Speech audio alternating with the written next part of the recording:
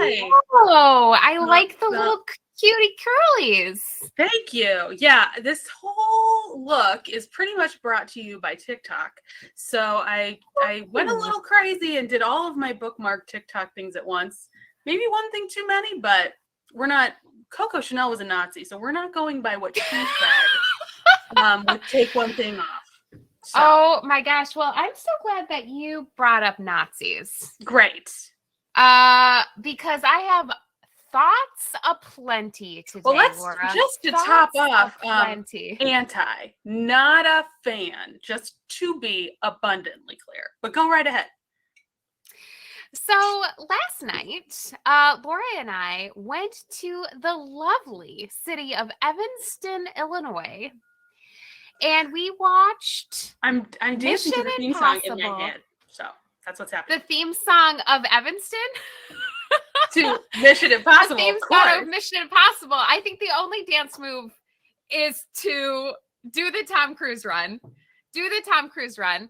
Now, the Mission Impossible of it aside, Seven. it was seven, maybe. The Dead timeline, Reckoning. part one. The Mission Impossible of it aside, that is what I realized the first time I have ever seen the actual trailer for Oppenheimer. I already know, but I forget we do a show for the public. So, are you excited for Oppenheimer, Allyson? I'm not, but here's why. All right. Now, listen, I have been taking giant shits on a lot of things recently, and I think there needs to be a reckoning. All right. Because reckoning. a dead reckoning. There needs to be a dead reckoning. All right. I was very inspired by Mission Impossible last night, which was actually like death-defying by itself, because the movie was about to play and everyone in the theater's tornado siren alarms went off on their phones at the same time. And no one was concerned. And we were with our respective partners, and Brooke was on a family group text with a bunch of people updating that they were hiding in basements and such, and he just kept looking, and I was like, I think we're probably in the safest imaginable place. We're like deep inside the Evanston AMC 12 with no windows. Like, I feel extremely safe. We've got Tommy C on the screen. Tommy C was there to save us. Well, I do remember going upstairs. Yes. Still, I don't know. I mean, but the funniest part of that is about windows, isn't it? It's about windows. Hard to say. I feel like it would just be over anyway. And while I said to you, Laura, that I did not want to die inside a Chili's, which is where we went to dinner before we saw Mission Impossible, I am fine getting taken by a tornado during Mission Impossible 7 Dead Reckoning Part 1. So I made my bed and I was happy to lie in it. But I think the funniest part of that was I was sitting next to our friend Mark. Yes. And our friend Mark, I was like, Mark, are you concerned about this tornado situation? He's like, you know what? I feel like if there was a real threat, someone would do something about it. And I was like, that is just the most unhinged response to, like, who do you think is employed at the AMC Evanston Theater that would have more of an authority than you, sir? Probably the oldest human in this entire building. For those of you who don't know, Evanston, Illinois is home to Northwestern University, and therefore is kind of a college town. It conveniently likes to call itself Chicago in recruiting materials, but really it is its own suburb. It's not here. It is a college town, so there are these things, summer hours, where it's a pretty much a ghost town in the summer, and there are limited options, which is how we ended up at Chili's for dinner. And so it's a skeleton crew at the AMC 12, skeleton crew of youths that can't be bothered to pick up Slurpee off of the floor, for example. No. So no, I did not entrust my life into their hands. But you know what? Again, comparing that to the rickety apartment that my boyfriend lives in and my old as dust place that's probably filled with asbestos, I'm like, honestly, I feel good in here. This is best. This is best. So going down with the ship. So yeah, we were going to go down with the ship or the train. No spoilers. Yes. No spoilers. Yes. But I will say that is the literal first time that I have seen the Oppenheimer trailer. Me too, because I don't really watch trailers. So yeah, me too. I don't really watch trailers either. Unless you like them when you see them. I love a good trailer. Yeah. Oh my gosh. But that's a good trailer. Right. That's my old lady, because I'm just like, they show you the entire movie. So I try to avoid them unless I'm at a movie theater, because I don't want to see the entire movie.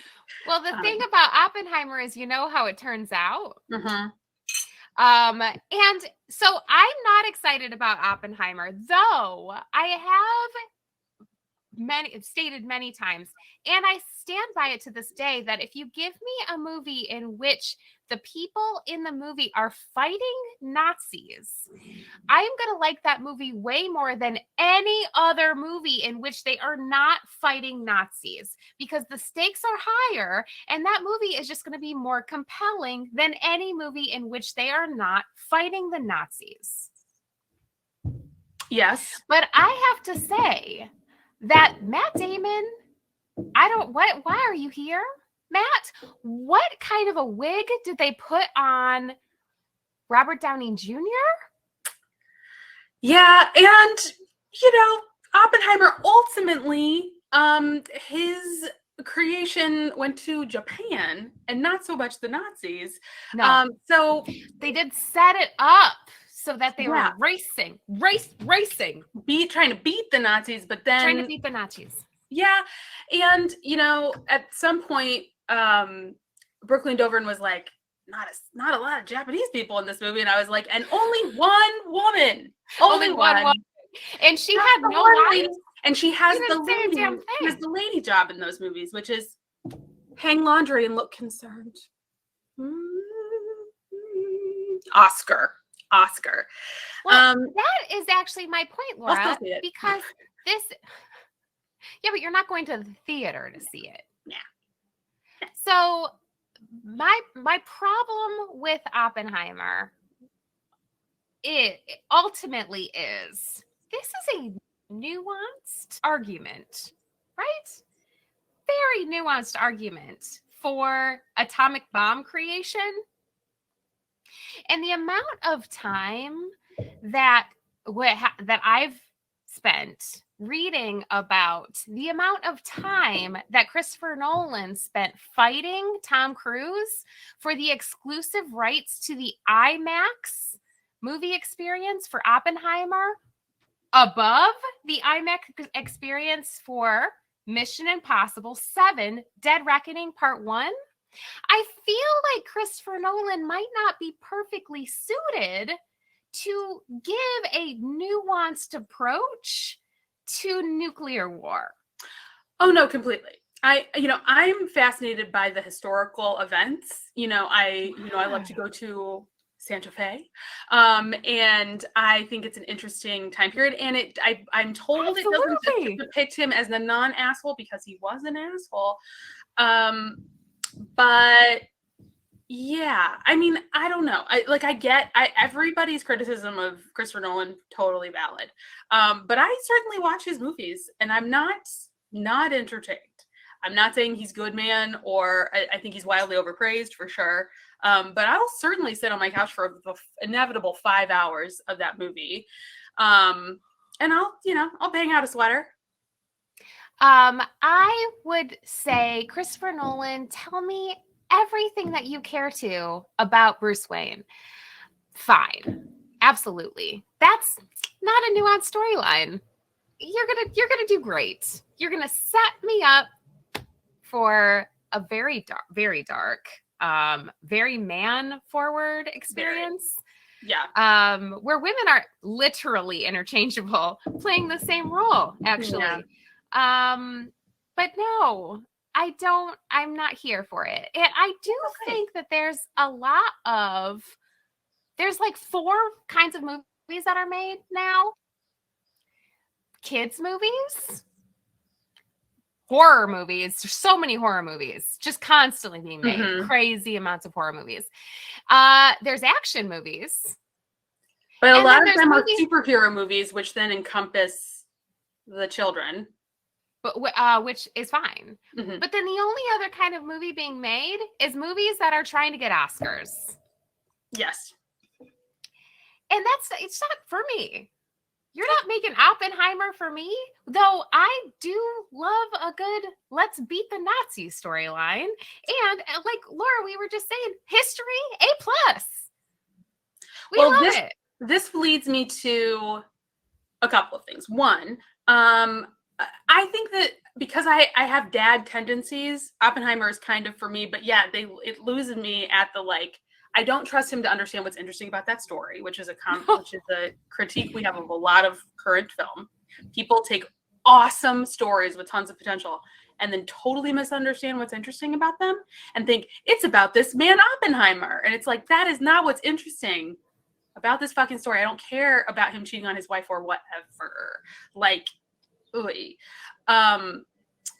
And I felt that way a bit about Mission Impossible 7 Dead Reckoning Part 1. Part 1. Because again, who that movie is for is very confusing to me. When it's opening opposite Oppenheimer and Barbie, I think it's very confused about who's watching it. Because I think the movie thinks it's for 60-year-old boomer men. And so, but it has the plot is very centered in the dangers of AI.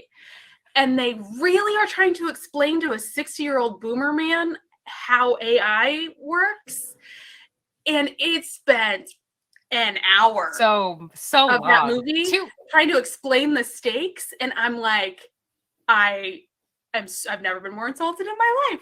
I understand. Like at one point I just wanted to be like, I understand what's at stake. Can we I need some running. I need to be on the Orient Express. Like, let's do this.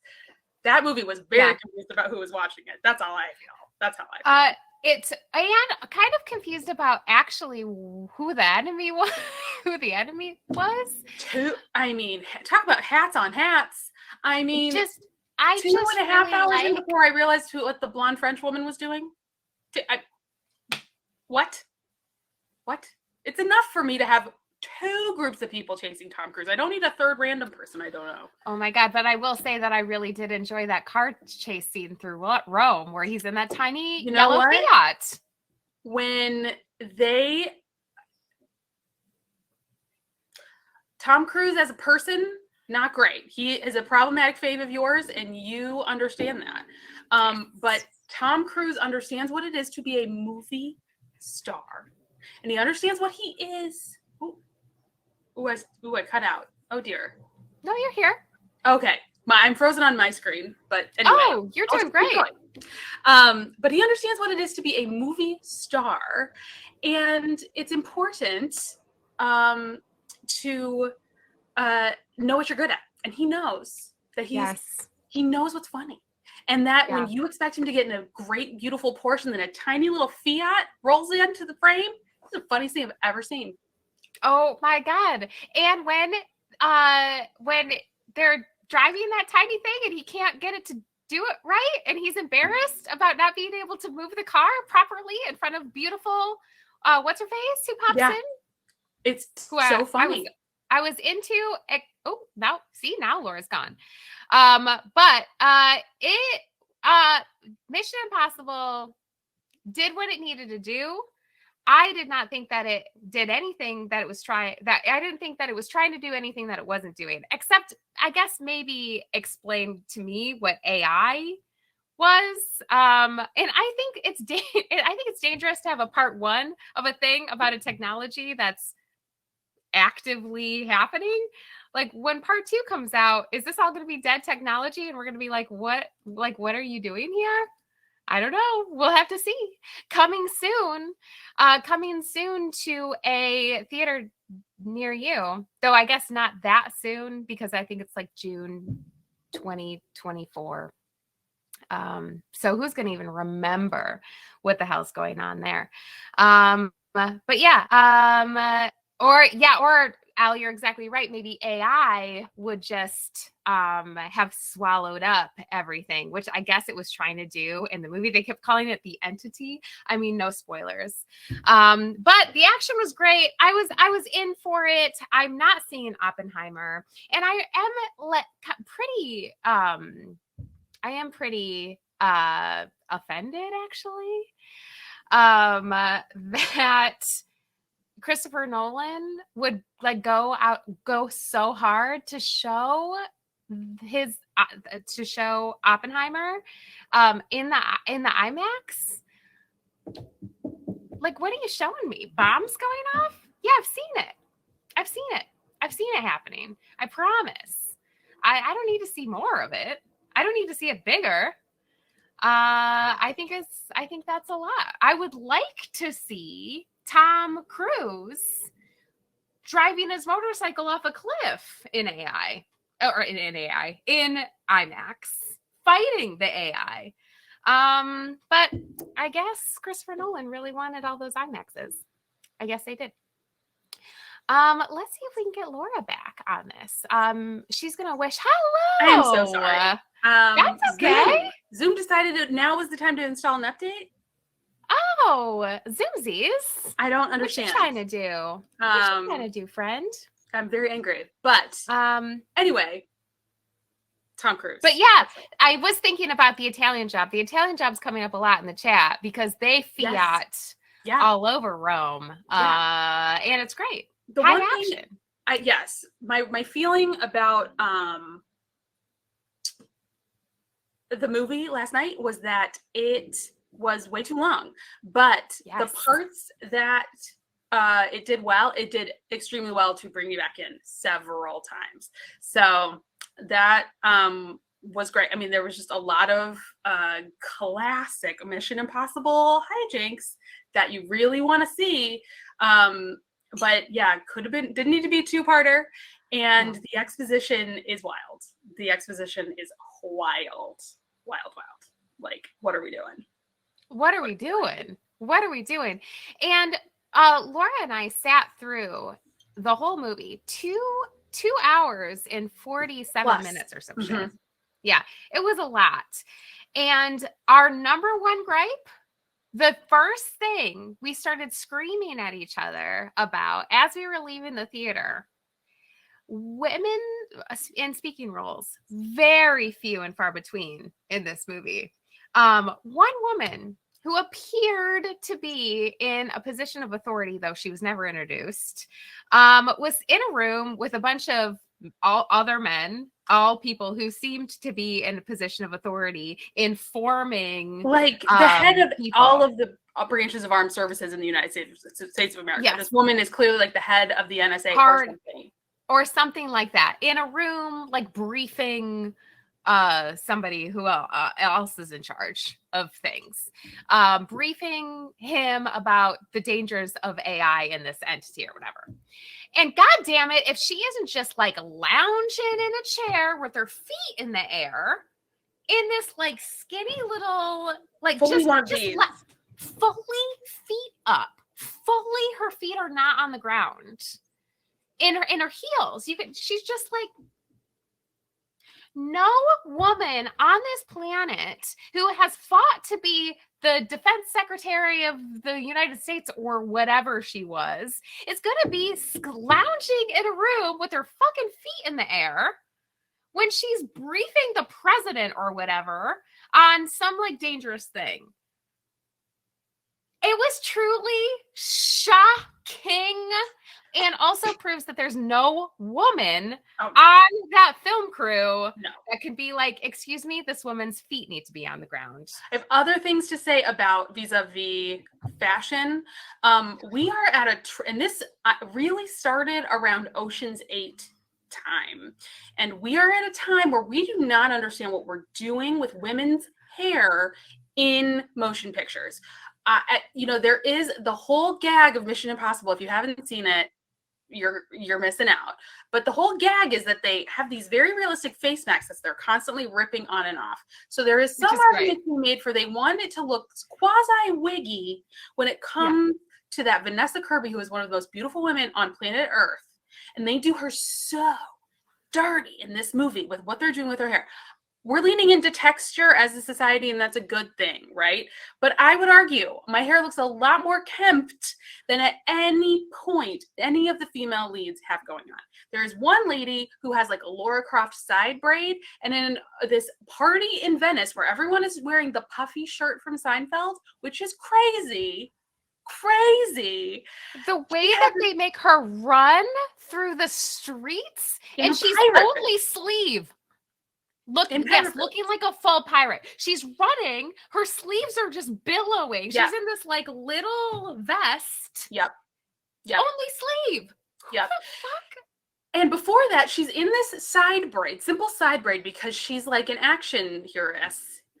And that one of the pieces of the braid is out. And I'm like, are you fucking serious? Like, what is going on? What is going on? I did absolutely die laughing when spoilers, but the Orient Express derails, y'all, and there's a very climactic scene having to escape this runaway train, and that's right before that starts. One of the ladies has to go. She lands on top of a moving train and then goes and has to pull her hair back. I thought that was fucking hilarious. Yeah. Like, now it's time for a ponytail. And then yes, the costumes in general. There's a scene in an airport where we're introduced to the head female lead. What is that lady's name? I can't remember. She's so beautiful. Grace in the movie. Yes, Haley Atwell. Is that she's in an airport. Great. She looks great, but she's in an airport and they have her in a boot cut, dark wash denim, and an over-the-shoulder like Michael Kors bag. And I'm like, why is everybody dressing like it's 2006? Is that because Tom Cruise wants to wear his Tom Cruise 2006 leather jacket all the time? Why is everybody styled like that? Why? It was so weird. She's in like this camel leather. She's in what the soccer moms wore in 2006. Like, I'm surprised she was not in like a juicy, like I could smell the Britney Spears perfume. Like, I was wild. I don't understand who was styling this movie. Choices. Everyone's hair was fried. Okay, I'm sorry. Yeah. I'm sorry. Yeah, anyway. It was a lot. I agree. So speaking of Vanessa Kirby, the most beautiful woman. She's so beautiful. I watched the Napoleon trailer this morning. Speaking of doing dirty, what that Josephine hair they've got her in? Ridley, come on. Oof. I don't know who this movie is for, Laura, because as a person who is an enthusiast of Napoleon, and as a person who's an enthusiast of the French Revolution, a person who's all of it, just look, the whole 1700s, I'm just into it. Anytime you want a battle, I'm in. The warfare going on in the 1700s was so completely insane, and you rarely get to see it. I love it. I love it. I love it. I love it. That movie is not for me. You know, this was the first time I'd heard about it and subsequently seen the trailer. And I don't think Joaquin Phoenix is up to it. And he looks so miserable. I don't think I really do think that Napoleon was having a great time. Like 85% of his life. I just don't think I stand by this statement.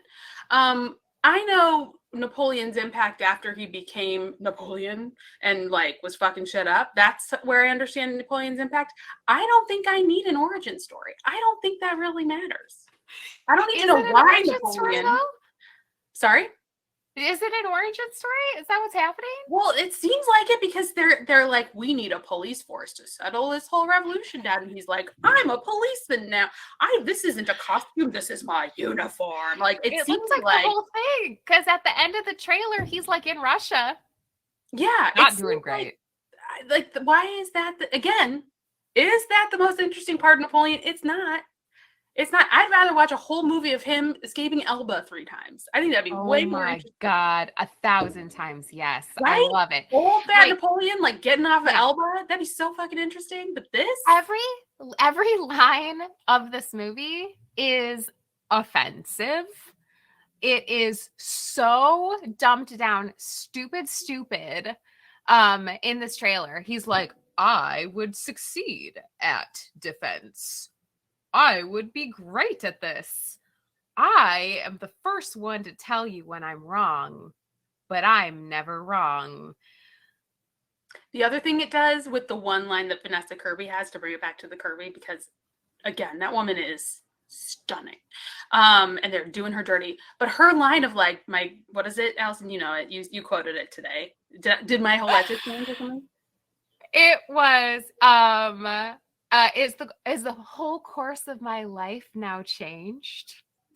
Is like, when you're living your life, no human is like, I know how this will end up. I know where we're going with this. So I'm going to speak like this. I fucking hate that.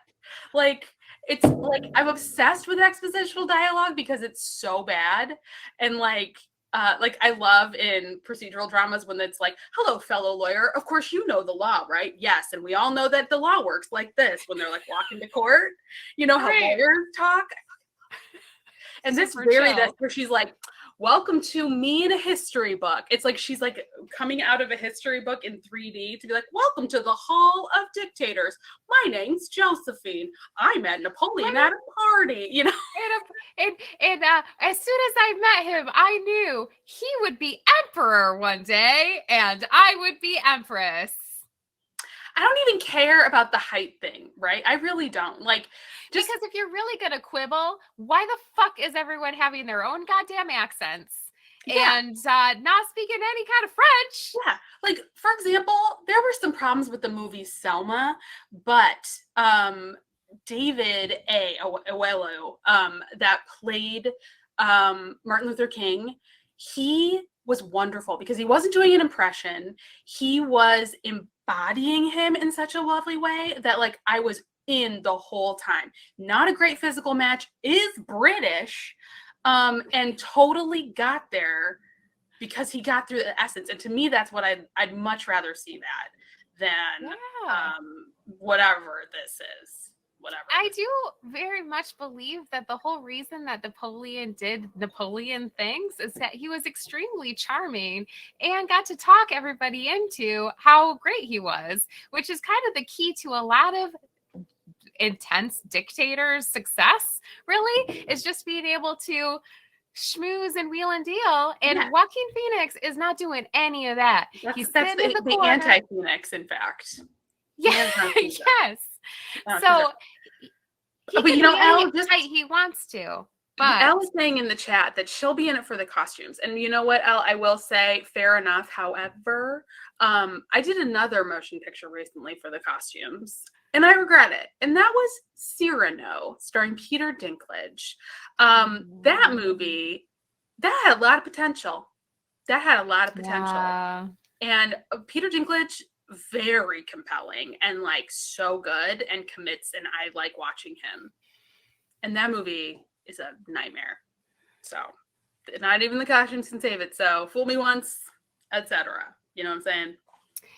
Yes. Everybody's remaking Cyrano constantly. I feel like that's every single teen movie I watch on Netflix is just Cyranoing.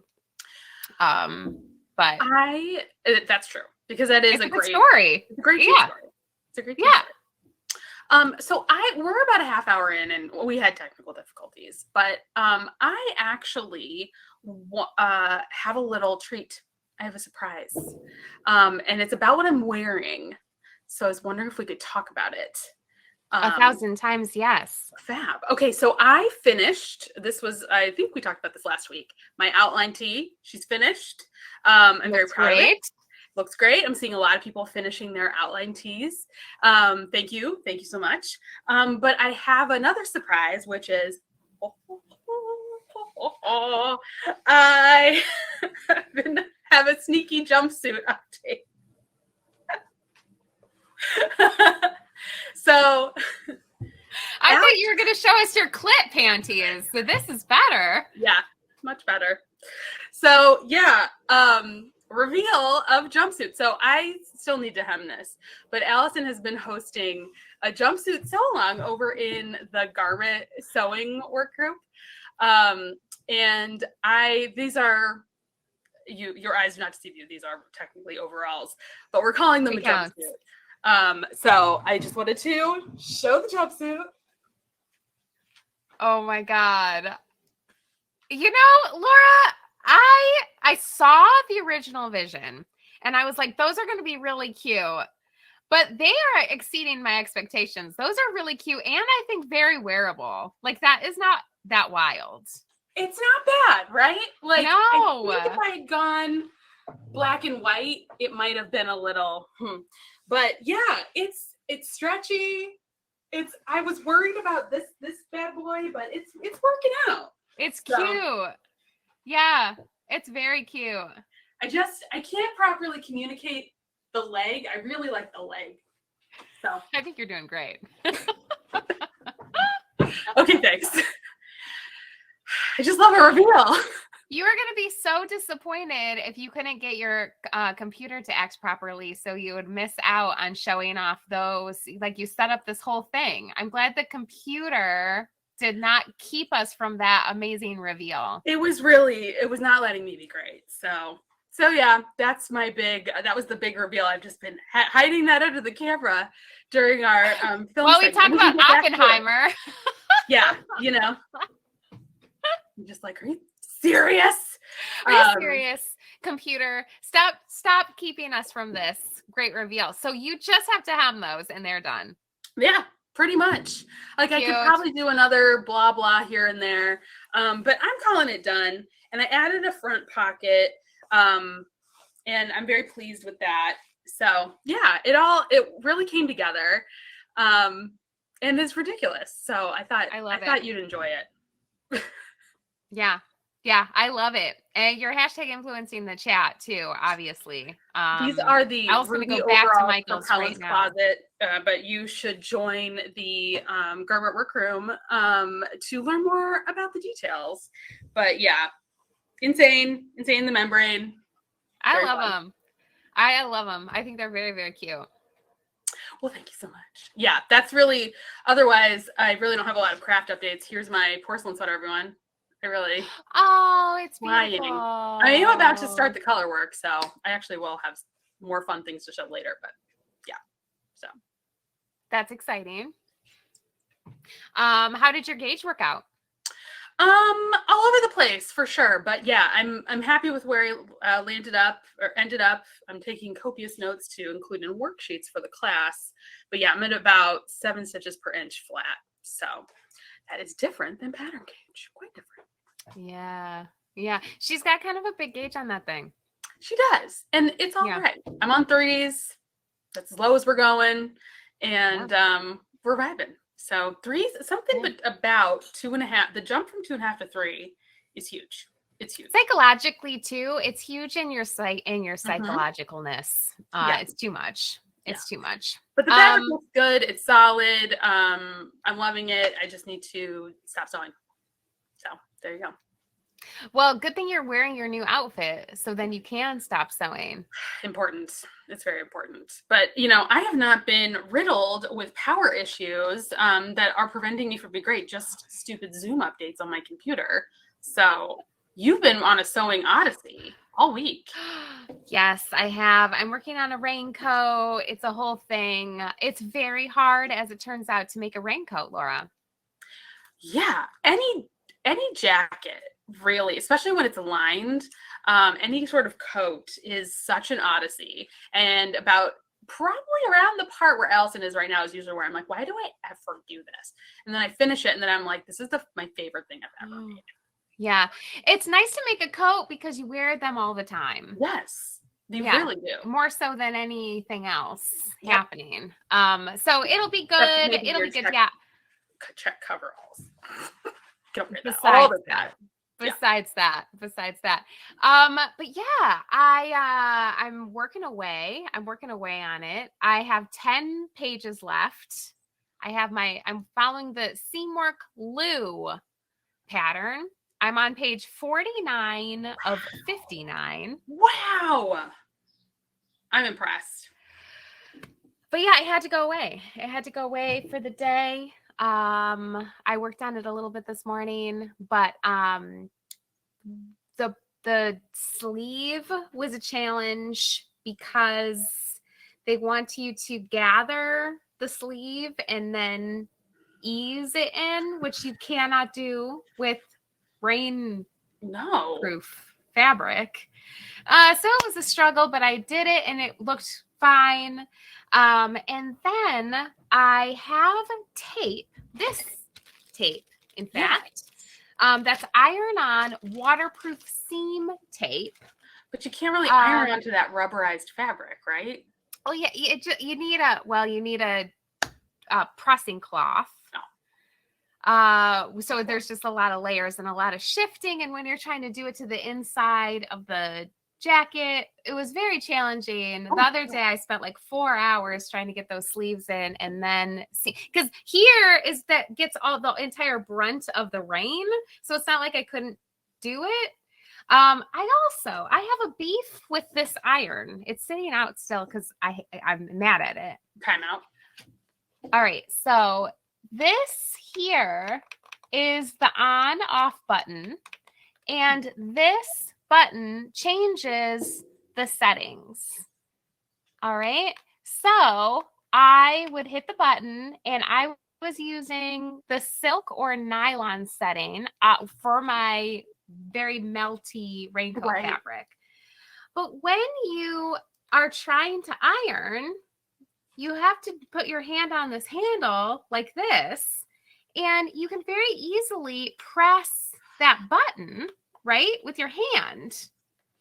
And so I happened to have my iron inside the inside of my coat, trying to use very tip of my iron to press my seams.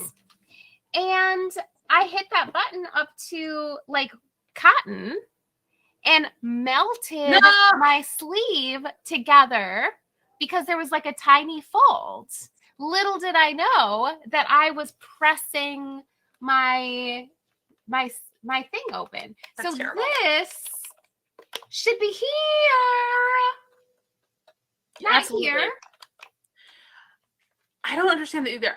This is not relatable content for you, but yeah, I have a curling iron that is the same thing, where it's a very fine line between like we're curling our hair and we're just singeing it. And I have a button on, when you hold it and it wants to hit the heat button, it's like on the side where you grip the handle and turn up and down the heat on your curling iron. And I'll be like curling away, and then it's like smoking. And I'm like, why is this? Why would you? Why is it like the base? Like, why isn't it like a turn at the base situation? It's so scary. Like, I why? get that it's convenient to hit, but if it's too convenient to hit, you're a couple curling iron burns away from starring in Mission Impossible 8: Dead Reckoning Part 2. Talk about a fine line. I mean, apparently, yeah, I should stop taming it. We want it to look bedraggled. But yeah, it's really, I don't understand how having something poorly designed ergonomically is like how it's cheaper. Like, I don't see how that would be cheaper than moving the button up. You know, it's all, that can't be cheaper. So I think Kayla nailed it. Men designed these items, and men don't use these items. So there it is. But yeah, so I burned a couple holes into my shoulder. But luckily I was able to patch the holes with my tape. So it's fine. It was just terrifying in the moment. But then you know what I did, Laura? I pulled out this mini iron. I love her. You get more control. And it's a dial. Right inside. Yeah, it's a dial. So I can't hit it with my hand. And so I mini ironed the inside of my sleeve. It was still very challenging and took a very long time. but they're in. I hope they're waterproof. If not, I'm just going to say fuck it. And I'm just going to waterproof the seams from the outside.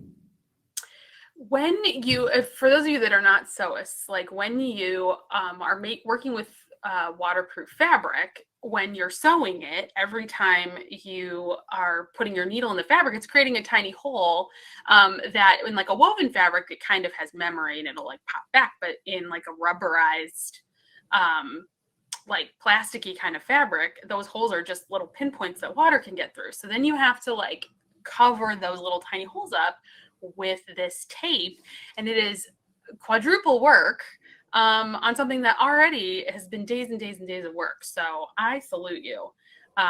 It's what a journey. What an odyssey. What a journey. What a journey.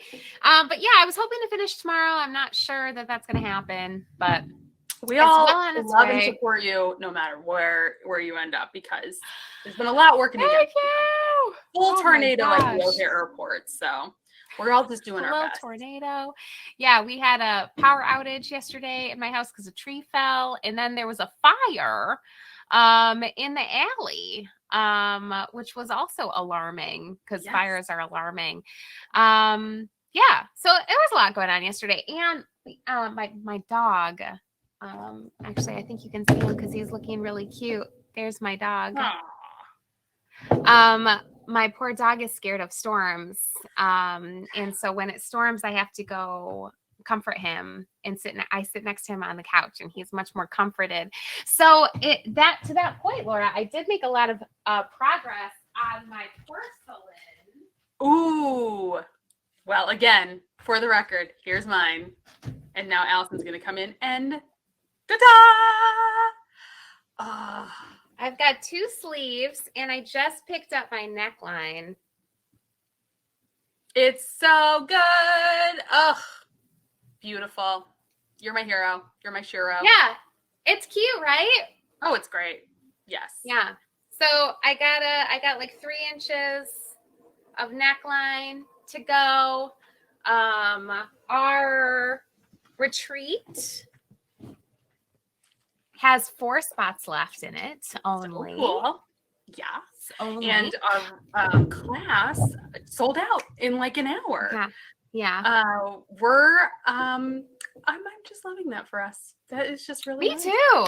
It's so nice to hashtag influence some real cozy sweaters.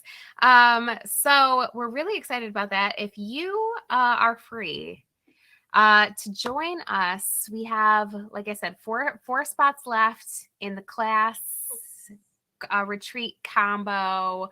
Like Karen is saying, all the cool kids are on the retreat. They certainly are. And the rest of the cool kids are in the class. That's right. So it's going to be a very, very fun. But if the timing does not work out for you, or if you missed out on class only, we're going to do this again in the winter. We think it's going to be a really fun thing to do because you just want this coziness near you in the wintertime. So we're going to teach this class again, both of us in the wintertime. It's going to be great.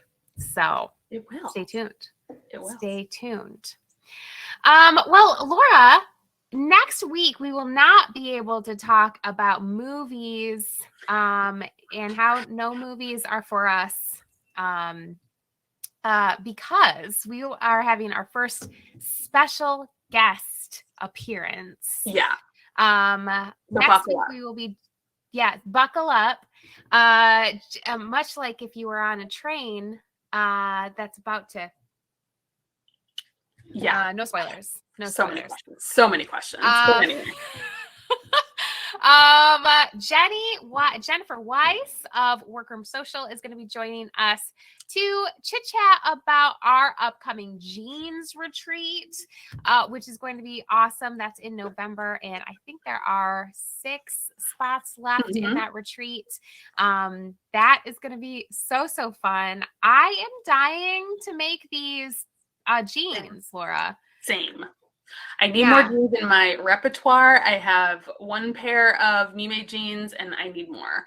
So I technically have 2, but the fabric I use, I cannot stand the smell of the dye. So I'm back to 1 pair and need another. So I'm really excited. This is perfect timing for me personally. And you're all just coming along for the ride. Yeah. And coming along for the ride to Michigan to come to the retreat where we're going to be making our own jeans. And you're going to be #influence next week for sure, because Jenny is great. Talking to her is like getting a little shot of adrenaline and like love right into your body, which sounds great. I like both of those things. Not too dramatic to say. I don't know what is going on with my, speaking of hair. Okay. It's not too dramatic to say she is like a true shero. She is a hero, and has been super inspirational to me in my career. So I am very excited for you all to see her magic. It's going to be great. Yeah, it's going to be great. So if you're thinking about joining us for the retreat, or you are thinking about maybe starting your own sewing journey, join us, because we are going to be chit-chatting about garment sewing and everything there is to do about that. So I'm pumped. You're admiring clown clothes life, and you're like, wow, a pair of pants. I am so intimidated by that. I wouldn't even know where to start. We got you. This retreat is going to make it so easy, and you're going to love Jenny's style so much that you're going to have no choice but to join us. So I'm really excited for next week. Yeah, me too. So check your, mark your calendar, set your alarms, join us then. Laura, are you ever going to take off your overalls? Or now that they're costume of the day? Now that they're on, they look so good on camera. But right behind my computer is my sewing machine, and I really should just get out my iron that doesn't have a stupidly placed button and hem these bad boys. I should really just do it. I really should. Oh, yeah, that's true. Yeah. Well, Godspeed. Thanks. Yeah, I think I will. I think I will. I will use this as accountability. Yes, I'm going to hem this and then share this with my buddies on the garment workroom, because the jumpsuits have been flying in. People are motivated. They're super motivated. People are motivated. As it turns out, jumpsuits are very, very fun. Yeah, it's pretty fun. So yeah, I think that'll be the play. And then I want to get cranking on this porcelain. So I'm right by the color work. I'm going to settle in for, I don't know, some kind of long watch of something or other. So that's my play. What are you up to this afternoon? I love it. Well, I am going to do some cross stitching with our friend Jason. So that's why I had to put away all of my various sewing, my sewing setup, which was very elaborate and it's really spread out. I was doing a little bit of cleaning. So I'm going to be working on my cross stitching. That is true friendship, but I know Jason will appreciate it. He better. Yeah. You got to do it. You got to do it. And then I'm hoping to finish up the neckline of this porcelain sweater soon. I'm super excited about that. So that's my plan. I've got a couple one-on-one classes this afternoon and this evening as well. So yeah. Oh, great question from Al in the chat, actually. What needles are good to buy? I feel like I like these DMC. These good old DMC number 5s. I'm a big fan of. They have nice big eyes. And these are what are included in our cross stitch kits that we sell at the retreat. These are nice. And then I don't know. You can get a variety pack of sizes too, Laura, if you want. Yeah, the DMC makes a variety pack, so then you can try out different sizes to see, and depending on what your fabric is, you could see what works best for you. But yeah, I love those. Tommy has a pair too. I don't think they're here, but if Tommy has a very special, like with like a golden eye, but they're very, very tiny, but they're a specific brand that they love and swear by. But I can't remember specifically for like hand embroidery and cross stitch, but I can't think of the name. So, but yeah, variety packs always a good place to start. DMC is a great brand. So, yeah, do it, Al. Do it. Al's getting real crafty, ambitious, and we love to see it. Yeah, we love to see it. Quick programming note. If you love when Laura and I are chit-chatting about crafting and not chit-chatting about atomic bomb creation, weird choice, but okay, we're here for it. Weird, but okay. Tomorrow night, we have our next Level Up series, and we are dueling again. We are doing dueling bind-offs tomorrow night. All right. So last month we did dueling cast-ons. It was really fun. And Laura, I think our most watched recording of our Level Up series. See, I think I know you all, and then I don't know you at all. I'm like, oh, the ones that I'm like, this is gonna hit. Yeah. It'll be like everyone went out of town and blah, blah, blah. And then when I'm like, oh no, maybe people are into this. You're all like, I want more content exactly like this. So more content. Yeah. So we're gonna be back. We're going to be doing bind-offs tomorrow night. That is 6:30 to 7:30 Central Time. Mark your calendars. I hope you can join us. It's going to be live just like this here. All right. And then it will be posted. The recording will be posted later too, if you have plans on a Friday night, which is weird personally. Well, the problem is I think we overly influence people going to see Mission Impossible 7, Dead Reckoning Part 1. There's no other movies that you can see right now. So I think that they might all be at the theater, but maybe go to a late showing. Go at home at 1 a.m. Just do it. You love it. 7 p.m. start time was late enough for me personally, though the adrenaline pack. I mean, there was too much exposition, and I wanted to take a nap on a couple of occasions. But once they get near that train, man, it's bumping to 11. Once we're Tom Cruise running on the Abu Dhabi airport, I'm back in. I was like, oh, there was a shot where they're like filming people above a glass ceiling, and I'm like, I just want Tom Cruise to start running across the glass ceiling. And then it was like 3, 2, 1. And I was like, yes, yes, yes, yes. So they know what they are, and they give it to you. You know, not a great individual, but a great movie fucking star. And the man delivers. The man delivers every time. Yes, he does. So if you've taken anything from this, it is they don't make movies for us anymore. But also give me a good action movie with very little sense. Really, if it could just be 90 minutes. I would love a 90-minute action movie, please. Yeah. Please. I feel very strongly that no one person should be director, screenwriter, and editor of the same movie. Martin Scorsese, I'm looking at you, bitch. All right. I'll call out any person. You shouldn't. You need to hire somebody who doesn't like you very much. Listen, because I've been refusing to watch that Killers of the Osage Moon, Killers of the Flower Moon preview. And we were forced to sit through it. We were forced to watch it. It is a little more intriguing than I initially thought, but no, just watch Goodfellas, everybody. Just watch Goodfellas. Just do it. Yeah. Back then, people told him that he was bad at things, and so then he tried to make them better. No one tells him that anymore. Yeah. Same thing maybe with Christopher Nolan. I don't think anybody's like, Chris, I feel like you should edit some of this shit out and not